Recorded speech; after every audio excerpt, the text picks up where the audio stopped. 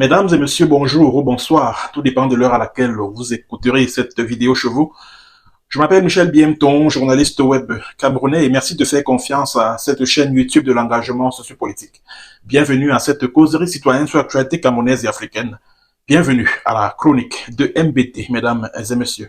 Alors, mesdames et messieurs, comme vous le savez, la semaine dernière, j'ai commencé à vous conter mon histoire avec la division de la sécurité militaire, parce qu'en tant que journaliste camerounais réfugié ici en Norvège, qui a dû fuir les persécutions dans son pays d'origine, le Cameroun, pour s'établir ici, dans ce pays scandinave, en passant par le Burkina Faso, je me considère comme l'une des nombreuses victimes de la division de la sécurité militaire que dirige le brigand, le colonel brigand et voyou Joël Émile Mbankui. Donc il y a une suite à l'histoire que j'ai commencé à vous raconter la semaine dernière. La vidéo est d'ailleurs disponible sur cette chaîne, votre chaîne YouTube de prédilection.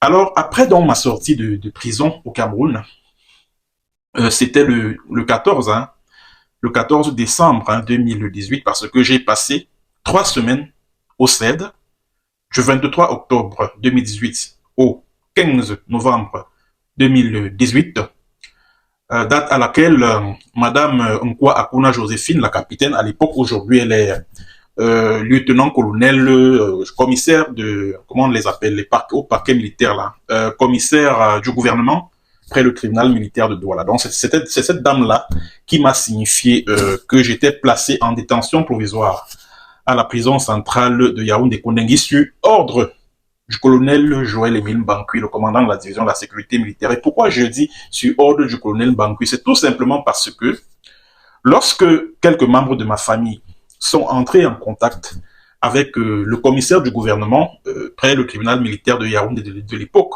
le lieutenant-colonel Engonotade Eric, il est aujourd'hui colonel. Alors, Engonotade leur a dit que tout ne dépendait pas de lui parce qu'il recevait des instructions venant de sa hiérarchie. Voilà. Donc, et qui dit hiérarchie ici dit forcément le ministère de la Défense, et qui dit le ministère de la Défense dit forcément mon bourreau, Joël Émile Mbankui.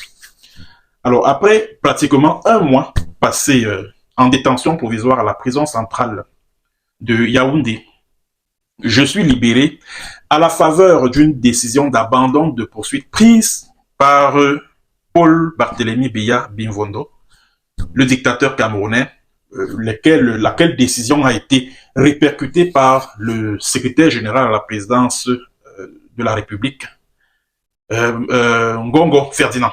Voilà. Alors, je suis sorti, donc c'était très tard dans la soirée, vers 21h, que j'ai été libéré en compagnie de 289 victimes ou prisonniers liés au conflit en cours dans le Southern Cameroon, ce que vous appelez les régions du nord-ouest et du sud-ouest. Voilà. Alors, on nous a conduits au camp Yeyap, et au niveau du camp Yeyap, j'ai reçu des menaces venant de Engonotade Eric.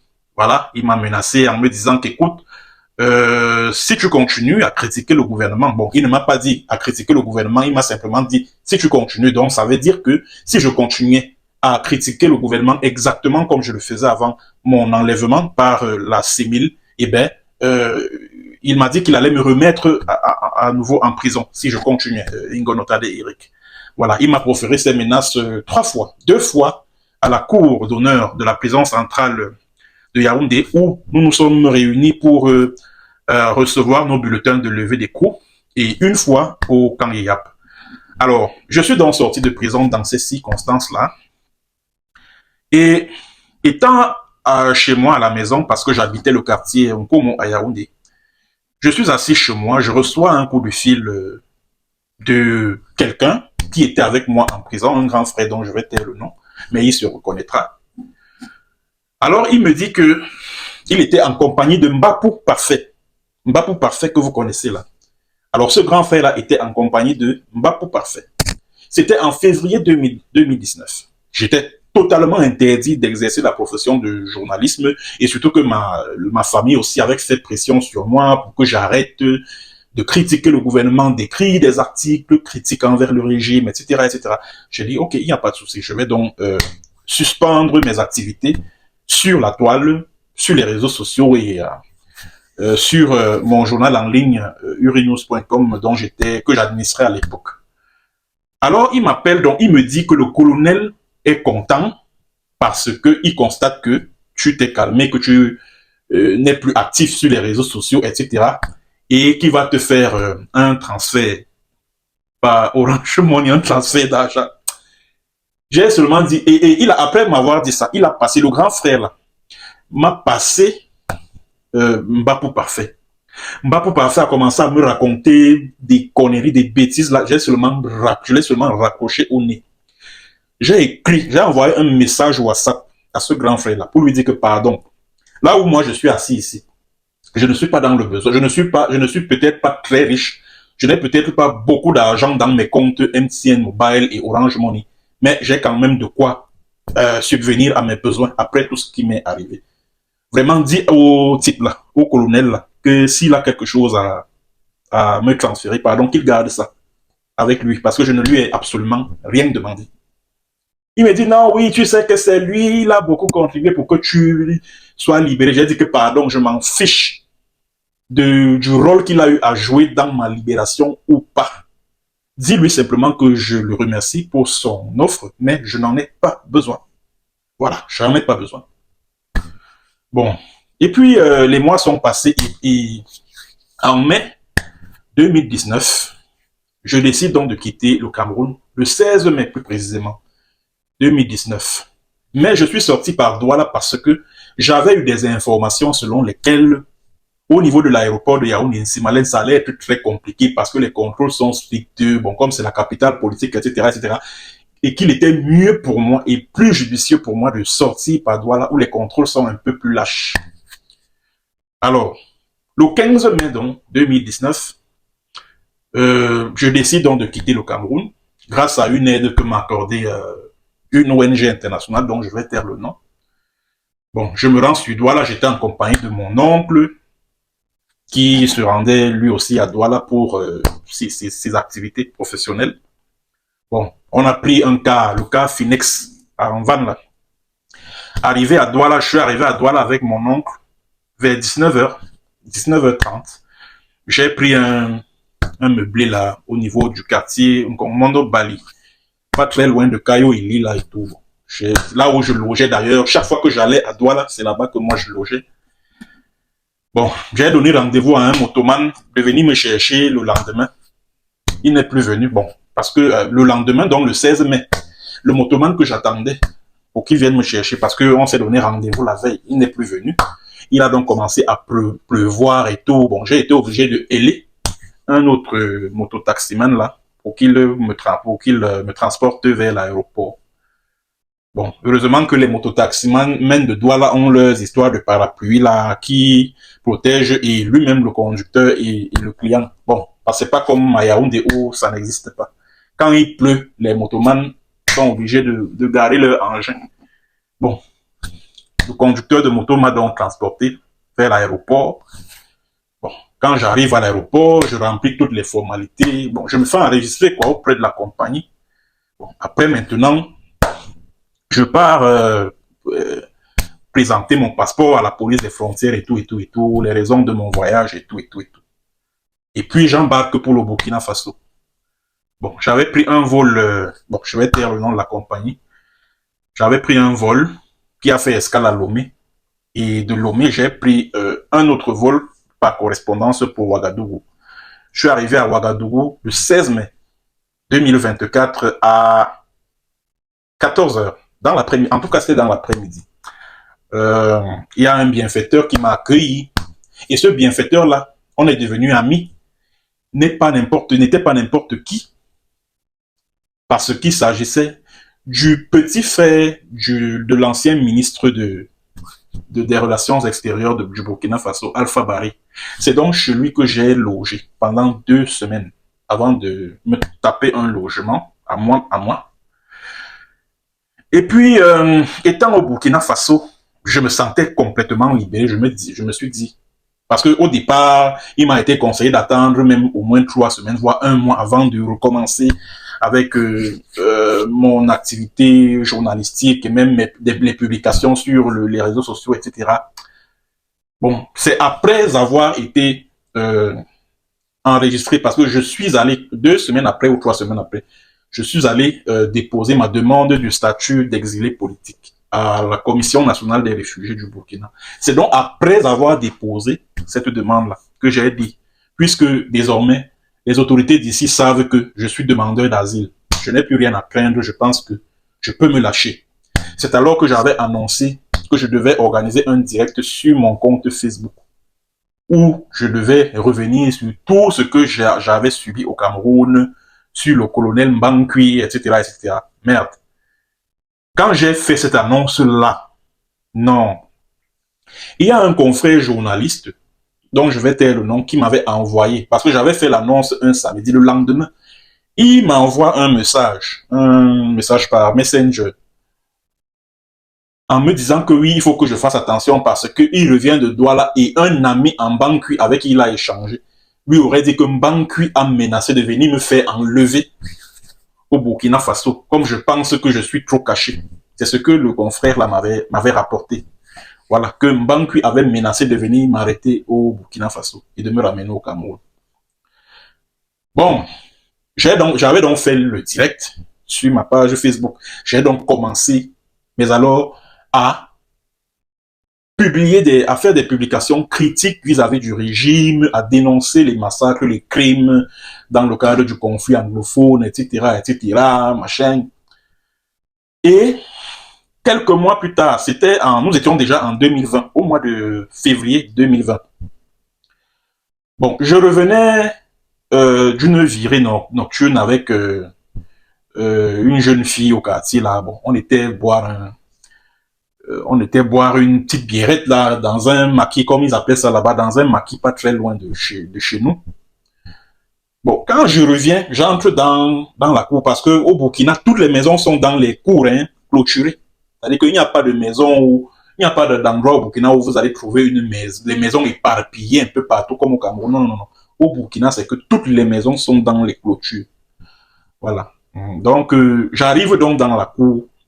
Alors, il y a une maman là, une de mes voisines là, qui me dit que, elle m'a d'abord posé la question de savoir, est-ce que tu as des amis camerounais ici? Elle dit non, je n'ai aucun ami camerounais ici. Elle me dit qu'il y a des messieurs qui sont venus ici, ils étaient 3. Bon, ils sont venus te chercher. Ils étaient au nombre de 3. Je lui ai posé la question de savoir, ce sont les gens d'ici ou... Il a dit non, c'est les gens du Cameroun parce qu'ils avaient ton accent là, l'accent camerounais.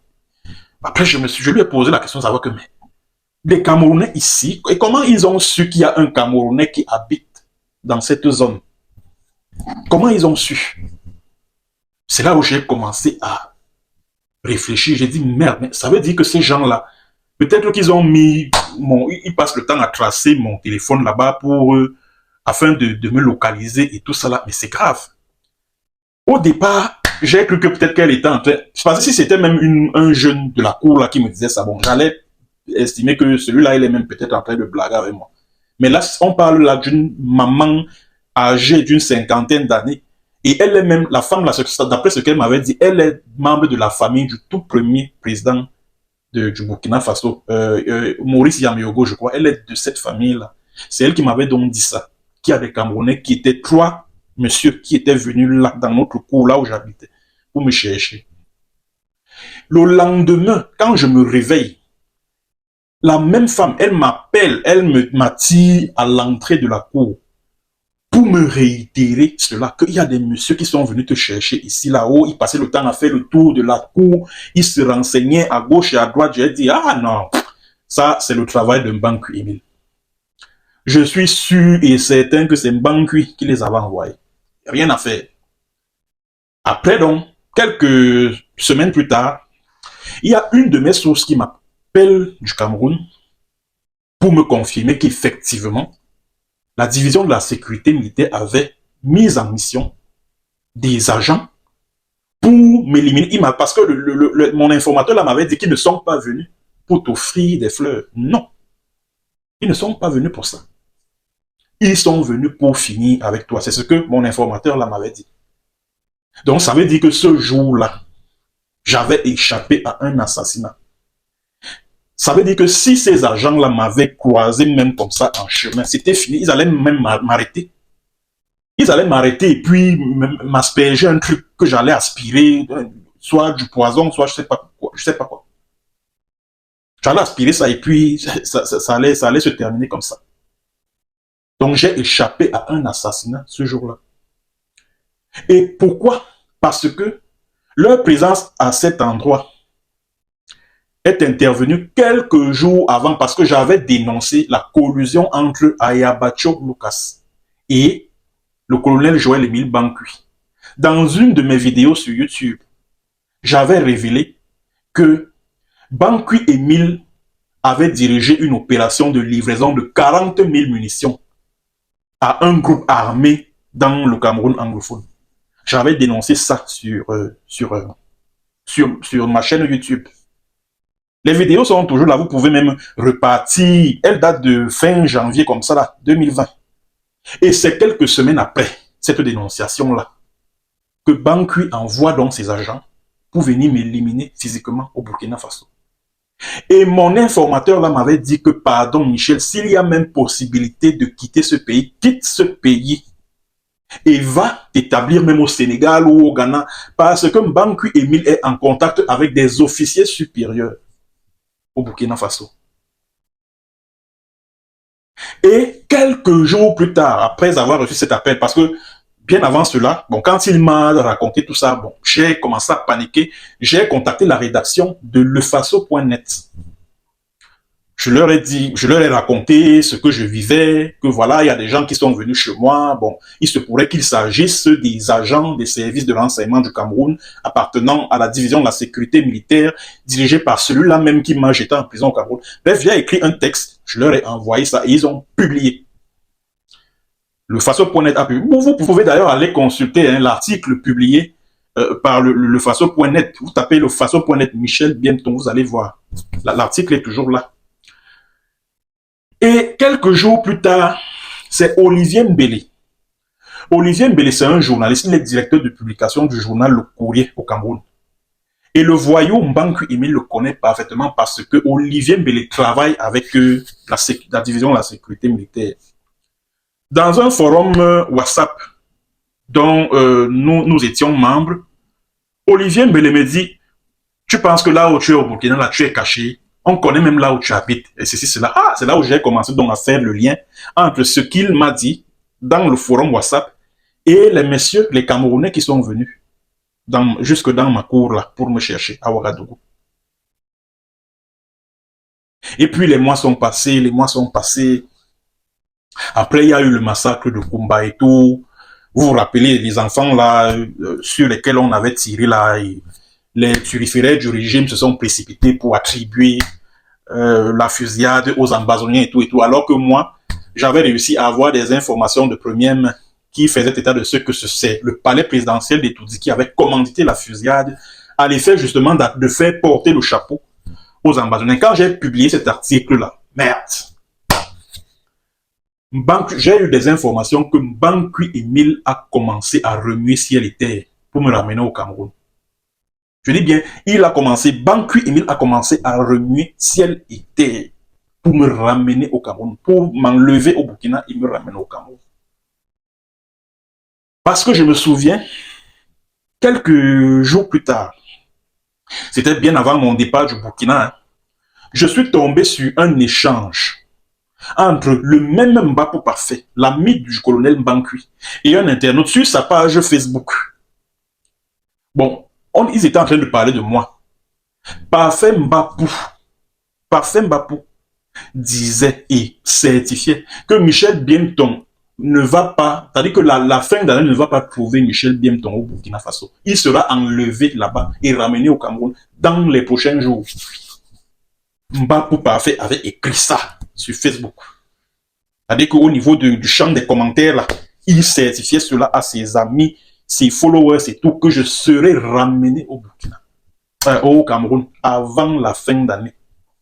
Et même Olivier Mbele, dans le même forum WhatsApp, m'avait dit exactement la même chose. que Michel Biemton, tu vas passer les fêtes de fin d'année ici avec nous. Parce que ils étaient déjà en contact avec certains officiers supérieurs de l'armée au Burkina Faso qui leur avaient donné des assurances que non, mais pour le moment, on ne peut pas faire ça parce que le Burkina, à l'époque, était en période électorale. Donc, il y avait élection présidentielle. Donc, ils ne pouvaient, et les élections présidentielles ont eu lieu le 22 novembre, je crois, 2020. Donc, ils ne pouvaient pas faire ça en période électorale. C'était impossible. Ils ne pouvaient le faire qu'après l'opération. Or, ce que Mbanku Émile le voyou, le salopard, ce que lui, il ne savait pas, c'est que mon, mon plan, c'est-à-dire que mon départ du Burkina était déjà planifié. J'avais déjà planifié mon départ pour la Norvège. Et personne, il dit que même mes voisins là, à Ouagadougou, ne savaient pas que je venais ici. Parce que j'ai tout fait pour verrouiller l'information. Quand ils me demandaient, je leur disais que non, je effectue un voyage pour l'Éthiopie, je vais à une conférence et puis je reviens. C'est tout ce que je leur disais. Je ne pouvais pas oser leur dire que, ah, comme je suis là, comme vous me voyez là, je suis en train de partir et il y a de fortes chances que je ne revienne plus, etc. Non, non, non, non, non. Je leur ai dit que j'allais à une conférence en Éthiopie et je reviens. C'est ce que j'avais dit à mes voisins.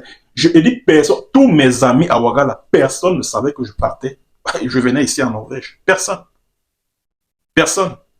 Même mes followers sur Facebook là, qui m'appelaient même de temps en temps pour me dire, oh vraiment Michel, il faut faire attention, qu'est-ce qu'il te faut pour qu'on t'aide à quitter ce pays parce que vraiment nous avons peur, le Burkina Faso ne nous rassure pas, etc. etc. Et ceux qui formulaient ces craintes-là avaient raison. Pourquoi? Parce que le Burkina Faso, c'est la chasse gardée de la France. Vous voyez un peu?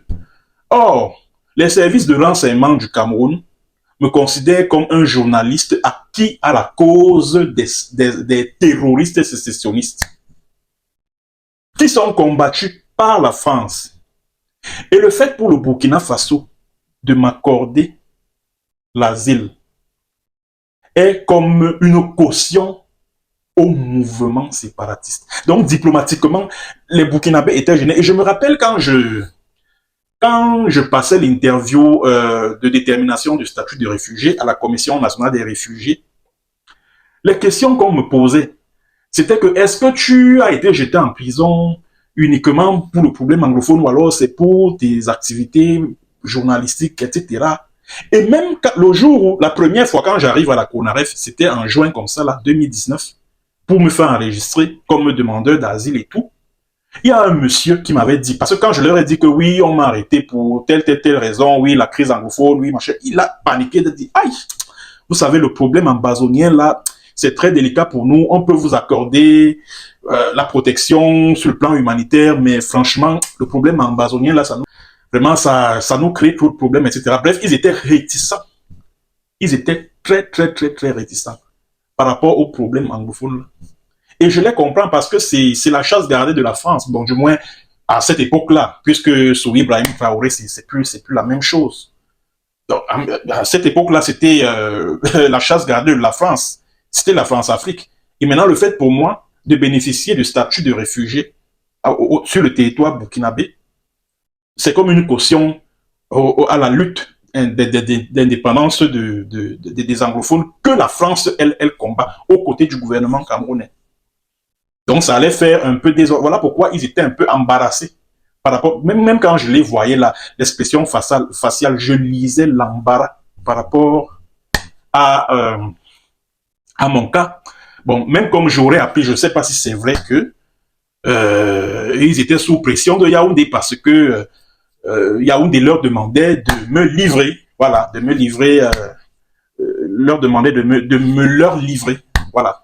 Mais il se refusait parce que ça allait créer une autre affaire Norbert Zongo en plein territoire burkinabé. Ça, c'est également l'information que j'ai reçue. Donc, j'ai quitté le Burkina Faso pour me retrouver ici, en Norvège. C'était le 24 novembre 2020.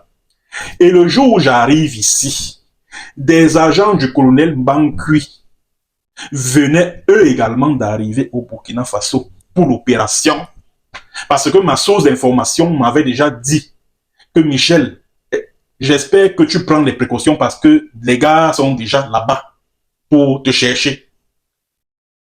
Il me dit que j'espère que tu te caches, j'espère que tu prends tes précautions et que tu te protèges. J'ai bien peur pour toi, vraiment. Fais tout pour te cacher parce que ces gens-là, ils sont déjà venus te chercher. Je lui ai dit que mais moi, je ne suis même plus là-bas. Je suis maintenant en Norvège. Il dit, ah, il a respiré, il a dit, ah, si c'est le cas, tant mieux. Voilà. Donc, Mbankui avait envoyé ses agents là-bas et il ne savait pas que je n'étais plus là-bas, que j'étais déjà ici en Norvège. Et quand il a appris ça, c'est lui-même Mbankui Emile et les Mbapou parfait. Merde. Les gars pouvaient devenir fous. Les gars pouvaient devenir dingues. Incroyable. Comment il a fait? Oh, ceci, vraiment, qui lui a payé le visa? Ah, ceci, machin, ceci. Voilà donc comment j'ai réussi à semer les agents secrets du colonel Mbankui, qui était sur le point de venir m'enlever au Burkina Faso, de me ramener au Cameroun. Voilà.